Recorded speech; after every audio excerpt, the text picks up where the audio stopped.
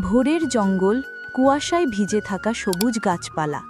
এক ছোট বাচ্চা বানর, মনু, পরিবারের দিকে তাকিয়ে বসে আছে। তার চোখে দায়িত্ববোধ। মনু গাছে উঠে পাকা ফল ছিঁড়ছে। রোদ ঝলমলে আলোর মধ্যে তার চঞ্চল ছোট্ট হাত কাজ করছে। নদীর ধারে মনু বাদাম খুঁজছে। পেছনে রঙিন পাখি উড়ছে।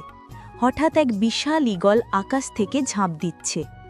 মনু ভয় পেলেও দ্রুত লাফিয়ে গাছে উঠে বেঁচে যায়। প্রচণ্ড ঝড়, বাতাসে গাছ ভাঙছে, বজ্রপাত হচ্ছে। মনু ভিজে গাছে আটকে আছে। মনু পাহাড়ের উঁচু গাছে উঠছে। বাতাসে তার লোম ভিজে উড়ে যাচ্ছে। হাতে ফল নিয়ে নামার চেষ্টা করে। পরিবার সবাই ক্ষুধার্ত অবস্থায় অপেক্ষা করছে। মনু ফল নিয়ে আসতেই সবাই খুশিতে ঝাঁপিয়ে পড়ে। বুড়ো বাবা মা চোখ ভিজিয়ে মনুর দিকে তাকাচ্ছে। ছোট ভাই বোনেরা মনুকে জড়িয়ে ধরছে। সবাই অনেক খুশি।